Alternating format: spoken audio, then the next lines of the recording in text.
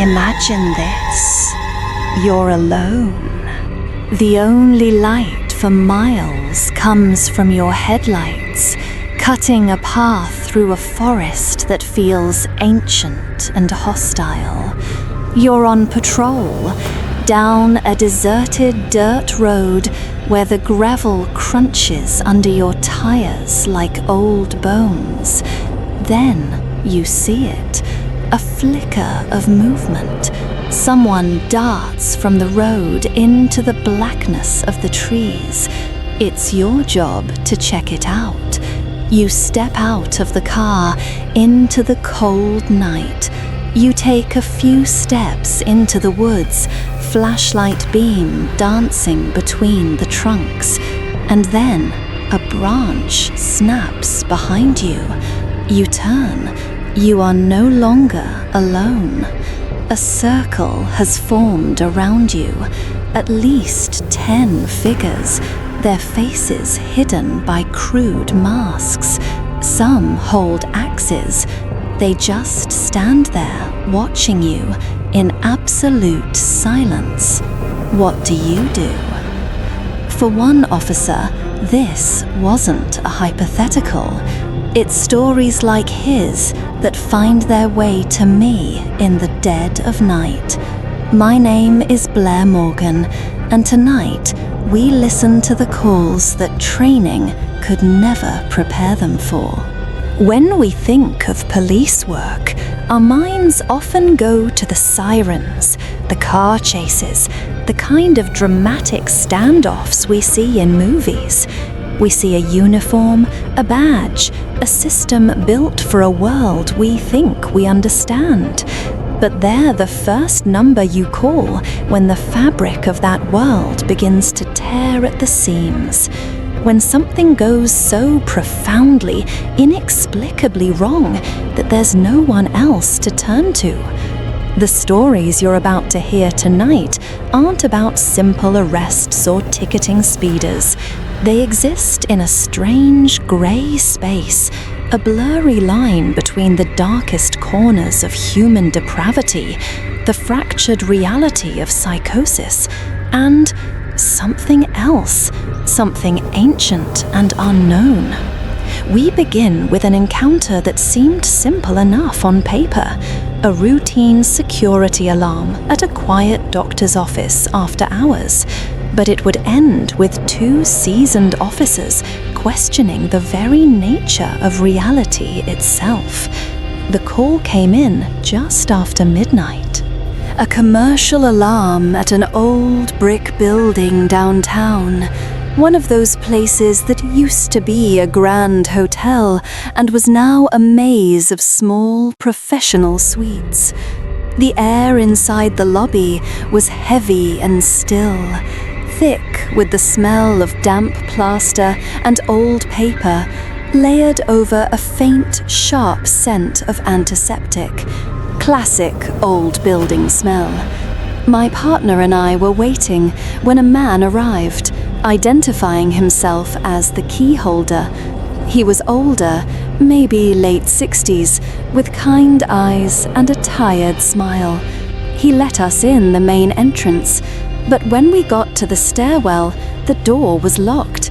He fumbled with his keys, a look of mild confusion on his face. "Odd," he murmured. "This one should work. We'll have to take the elevator."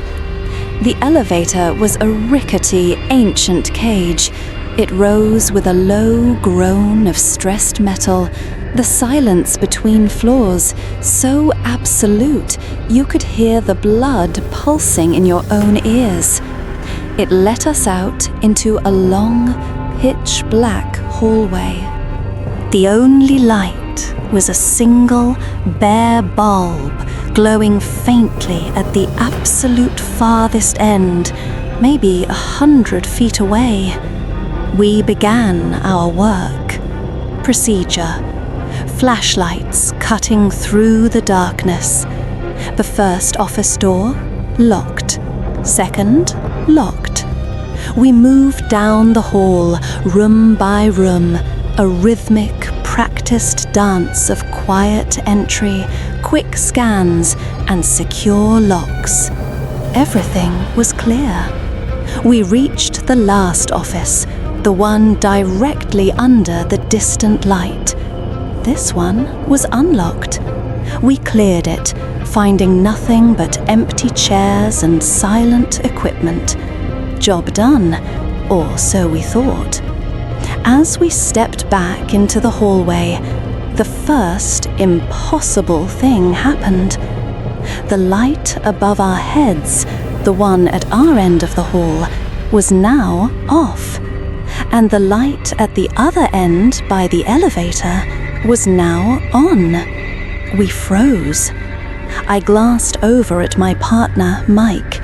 His face, usually ruddy under the fluorescent lights, was the color of bone. His eyes were locked on the far end of the hallway, not with focus, but with a kind of stunned horror. When he finally spoke, his voice was a dry whisper. The light, it was just on, at our end. Then a soft click echoed from down the hall, and another, and another. We slowly swept our flashlights back the way we came. Every single door we had just checked, every door we had personally confirmed was locked, was now standing wide open. There are no words for that feeling. The pucker factor, as they say, sinks in, but training takes over. We started clearing the rooms again, moving faster this time, voices tight. "Did you lock that door?" "I know I did." As we cleared the second to last office, the main door to the entire suite slammed shut with a deafening boom that shook the floor. In the same instant, both of our radios exploded with a piercing blast of static, a wall of white noise so loud we couldn't hear each other yell. That was it. Protocol be damned. We were out. We sprinted down the hallway, not even bothering with the elevator, and burst through the stairwell door, which now, inexplicably, swung open with a simple push. We got to the lobby, breathless, hearts hammering against our ribs. The lobby was empty. The keyholder was gone. His car wasn't in the parking lot. He had just vanished. I grabbed my radio, the static now gone. "Dispatch, be advised the keyholder has left the scene." A moment of silence. Then a confused voice came back. Copy that, unit, but dispatch states that the keyholder was just contacted. He's still en route to you. ETA 5 minutes.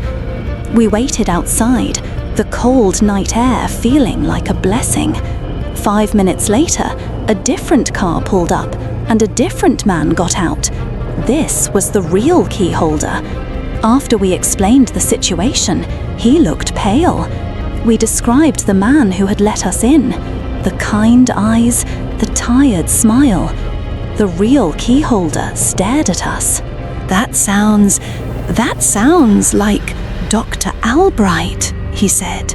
He leased the office at the end of the hall, the one you said was unlocked. He paused, swallowing hard. But that's impossible.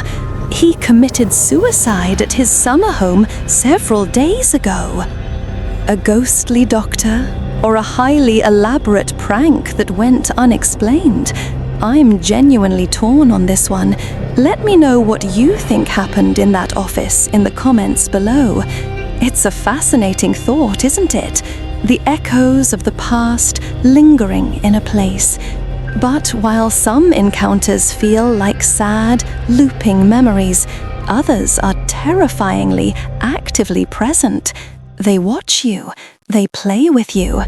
Take this next story from an officer responding to a call about trespassers at an old, abandoned convenience store. He did a full sweep, first floor, then the second, every dusty corner, every empty room. Nothing. The building was completely still, completely vacant. He walks back to his car, shaking his head. But then, a flicker of movement makes him glance back up. Second floor window. A woman with long grey hair is staring down at him, a wide, mocking smile stretching across her face. His heart hammers against his ribs.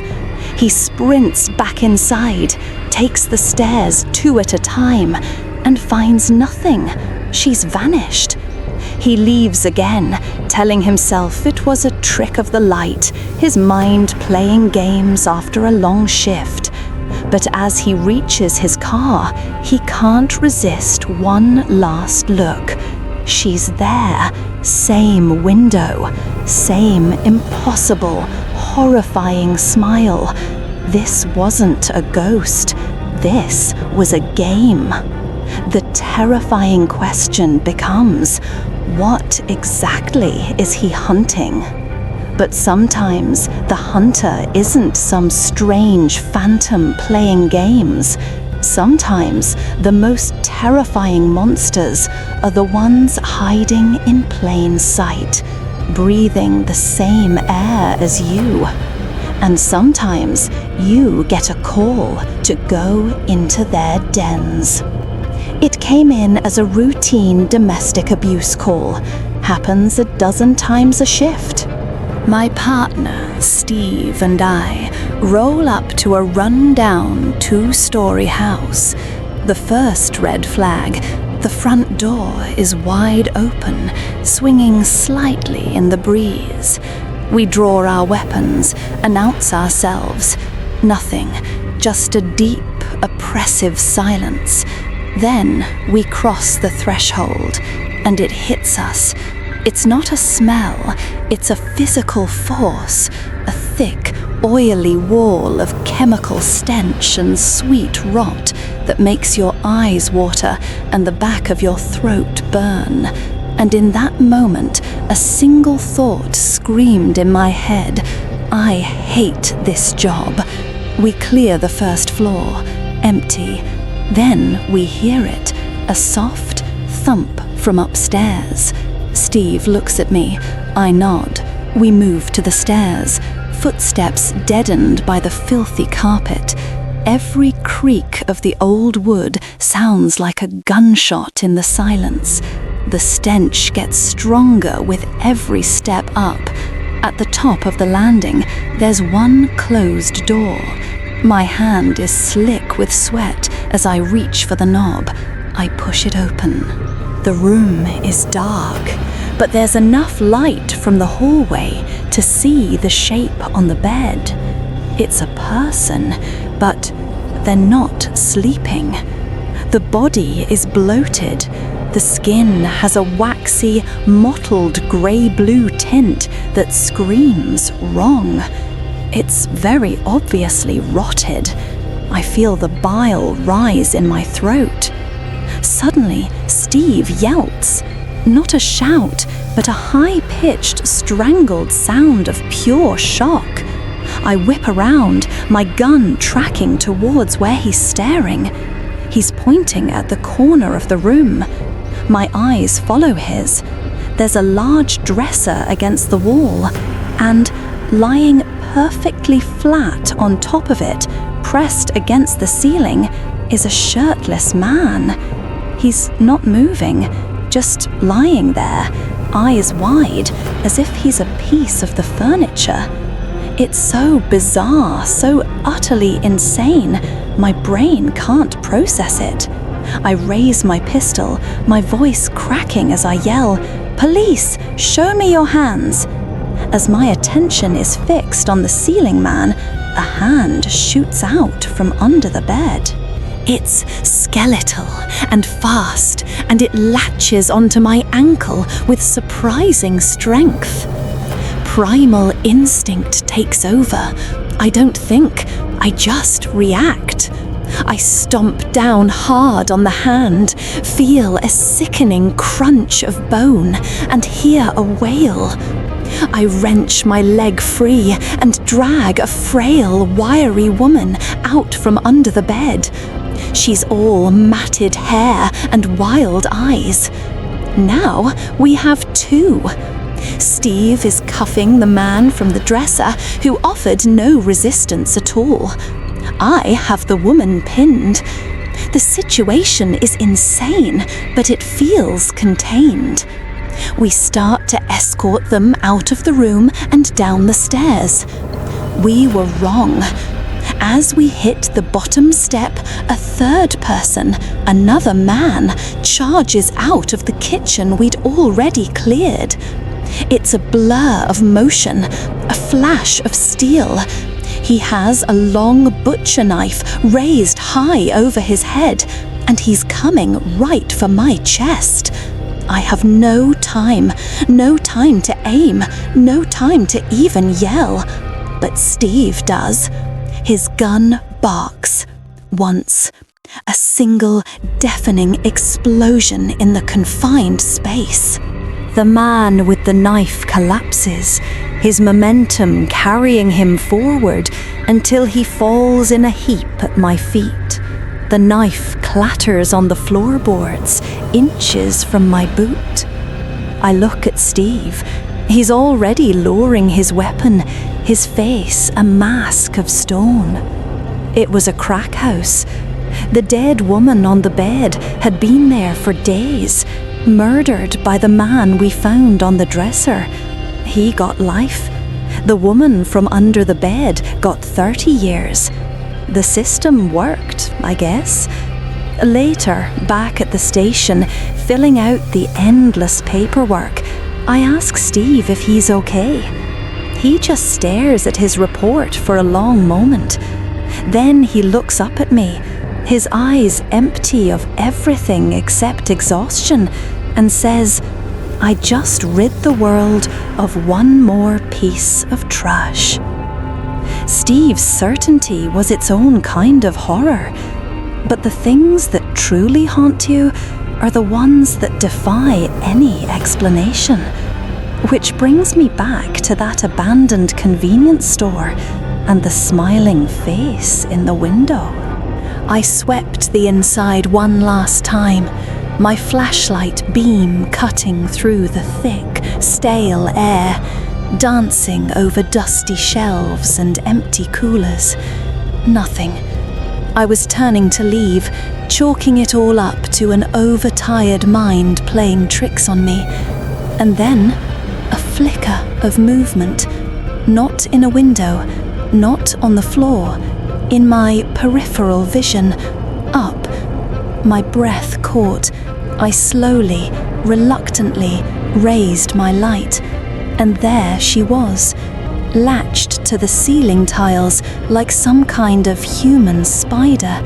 Her hands were clamped onto two rusty metal hooks from an old display rack, her feet braced against the panels, holding her there, suspended directly over me. And she was smiling, that same wide, empty, horrifying smile, but now it was looking down on me. My training, my experience, none of it had a category for this. My brain simply refused to process what I was seeing. The ride to the station was somehow worse. She never said a word, she just laughed. A low, quiet laugh, her eyes locked on mine in the rearview mirror. It was the look of a child who had just grown bored of their favourite toy. But as strange and unsettling as that laughter was, it's a different kind of fear that haunts me the most. The fear of silence. The kind of silence that fell over me that night on a lonely dirt road in the woods where the story really began. I was surrounded, at least 10 of them, silent, their faces hidden behind masks, some holding axes. The air was dead still. Every horror I'd ever seen flashed through my mind, but none of them fit this. Then, one of them spoke. The voice was deep, muffled by the mask, and it said just 2 words: "Go away." In that moment, a wave of terror and overwhelming relief washed over me. I was going to live. I didn't question it. I didn't look back. I just turned and ran, my feet pounding the dirt until my lungs burned. When my backup finally arrived, the woods were empty. There was no one. Not a footprint. Not a broken twig. They had simply vanished into the night air. The officer who shared this story, he has a theory.